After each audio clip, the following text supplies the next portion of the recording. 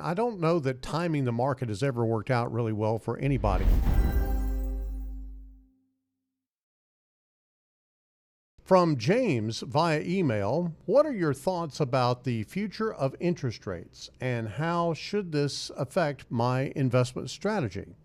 Well, James, it really depends. And we say that a lot here on the Yes. Get Ready for the Future show because there is so much connected to your finances and so many variables are in play.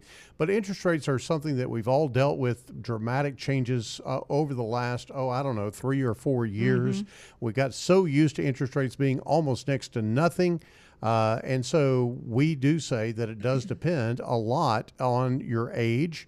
You could have no effect or Yeah. it could have some effect. Excuse me. Yeah, I think if you're younger, if you're, in that accumulator phase, then the interest rates aren't really going to bother you as much because if you're in growth mode, you're not in bonds, which are where interest rates have been affected.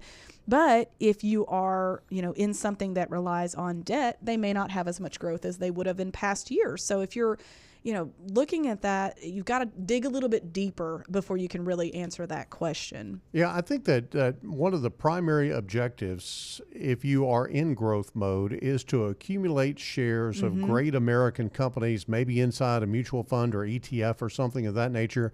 But buying equities is really where you need to be. And interest rates can have a negative effect on equities. We saw in 2022, Yes. the equity markets kind of slow down because interest rates accelerated so greatly.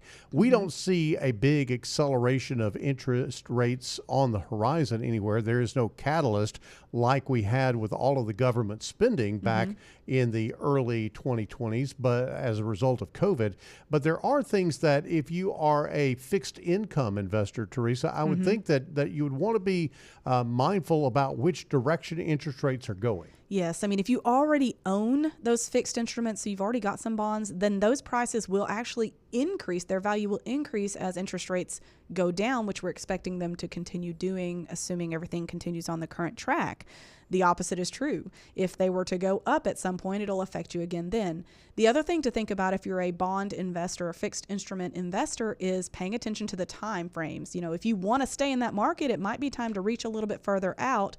But as we've seen, there's not as much benefit to you reaching further out. So it just depends on your goal there. But overall, like John mentioned earlier, if you are in that accumulation phase, your job is to buy as many shares as you can every single pay period or every single contribution. So the interest rates aren't as impactful, but really just staying the course with your plan certainly is.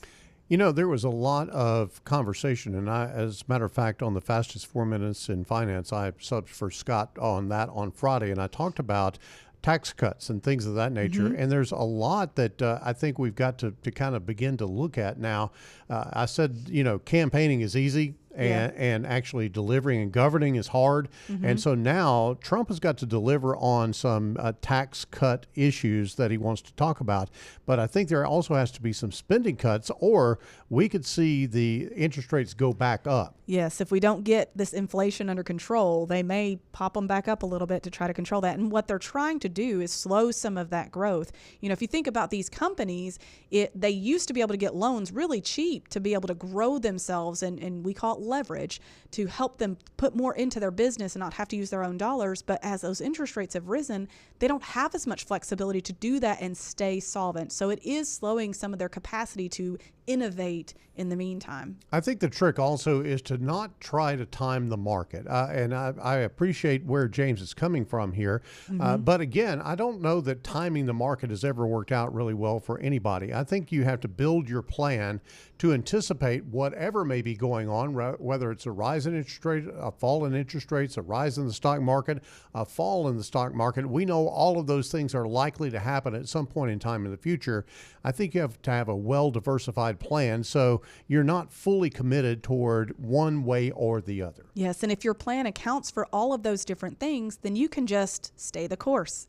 You don't have to make knee-jerk reactions to whatever happens to be going in the market at the moment. So you've got a lot more kind of bandwidth to stick to the plan you already had if you've got a good portfolio and you've got a good plan already.